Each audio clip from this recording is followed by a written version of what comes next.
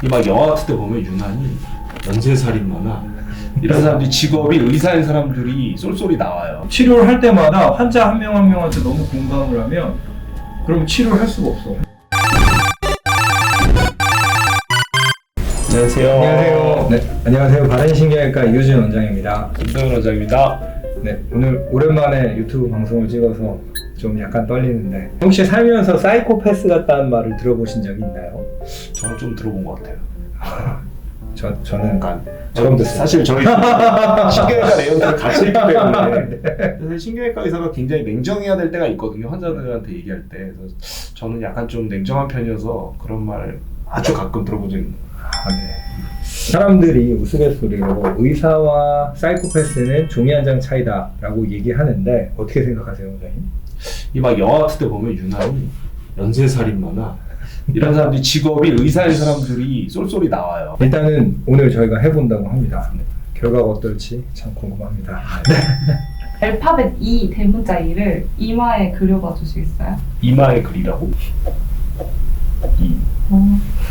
상대방을 배려하는가 안 하는가에 대한 테스트인데 이제 자기 쪽으로 하는 사람이 있고 남들이 보기 편한 쪽으로 그리는 사람이 있다고 해서 또 다른 것도 해볼게요.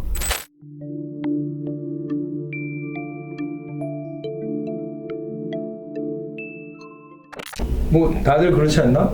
이유? 네. 거울을 보고 내 모습이 마음에 안 든다? 그러니까 뭐든 그냥 거울 봤는데 마음에 안 들어. 왜 마음에 안 들지? 더 잘생겼으면 좋겠다. 뭐 이런 거 아니야? 그럼 외모에 불만족. 그런 문제 아닐까? 거울이 그린 거 아니야? 거울이 후지다. 그게 사이코패스 대답이에요. 위험하다. 마지막으로 하나만 더 할게요.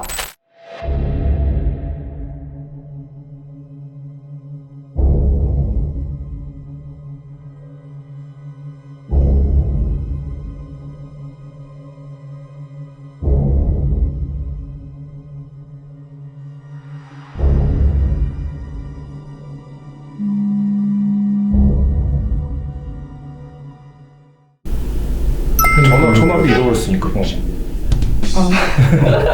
네. 그게 일반적인 대답인데 이제 사이코패스들이 하는 거는 이 울리는 소리로 위치를 찾으려고 했다. 그럴 수 있겠네. 이제 이게 재미로 정식 테스트 줘봐. 이거 좀 이상하다. 저희가 본격적으로 해볼 테스트는 범죄 심리학자 로버트 헤어가 만든 사이코패스 테스트입니다. 일단 이거 한번 진행해 볼까요? 네. 시작해 보도록 하겠습니다. 네. 거짓말을 입에 달고 산다. 이걸 그렇다고 대답할 사람이 있을래나? 매사에 냉담하고 남들이 말하는 것에 공감을 못한다.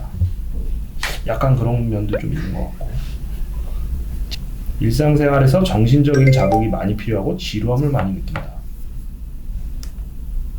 일상생활이 굉장히 자극적이고 힘듭니다.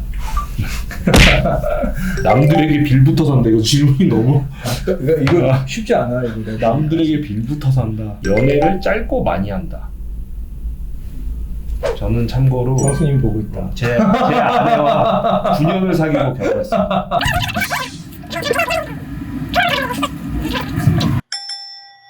이게 30 몇 점 나오는 게 일단은 저는 제가 약간 냉정하고 이러니까 사이코패스 성향이 있지 않을까 싶었는데 40점 만점에 보통 사이코패스면 30점 이상 25점 이상이어야 뭐 사이코패스적인 경향이 크다고 하는데 저는 10점 나왔거든요. 생각보다는 정상이구나 내가. 전 7점 나왔는데 근데 이게 하면서 좀 든 생각이 이유지 원장님 생각보다 점수가 높네요.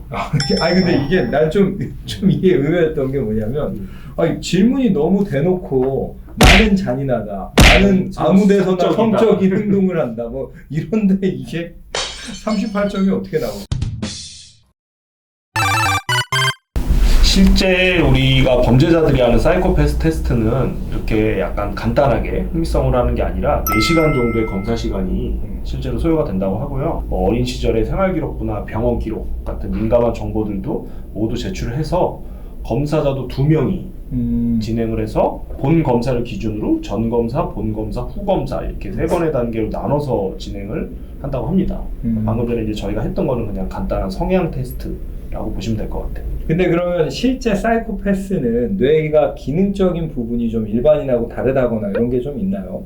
우리가 왜 신경외과 환자들 중에 전두엽을 다치면 왜 우리 레지던트 때도 보면은 전두엽에 뇌출혈이 있거나 이런 사람이 감정이 변하거든요.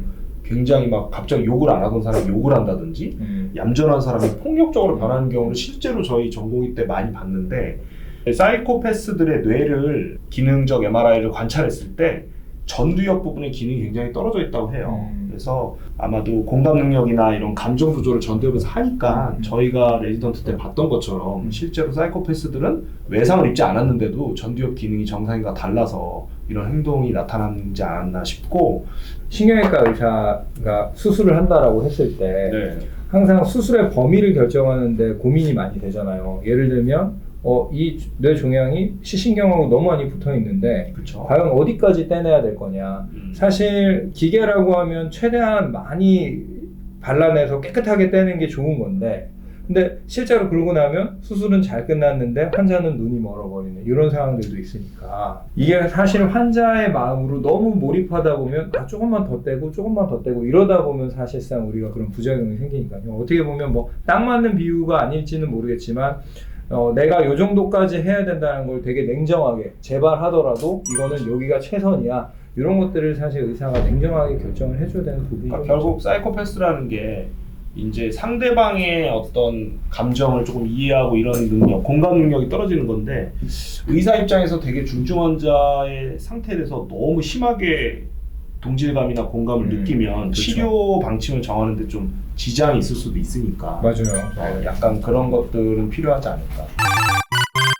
오늘은 저희가 이제 의학적인 내용이면서도 동시에 환자분들이 조금 궁금해하실 만한 재밌는 테스트를 해봤고, 저희 바른신경외과에 이런 궁금한 점이 있으시다면 댓글을 남겨주시면 저희가 그 주제들, 댓글을 남겨주신 주제들을 갖고 한번 콘텐츠를 준비해서 찾아뵙도록 하겠습니다. 네, 수고하셨습니다. 감사합니다. 감사합니다.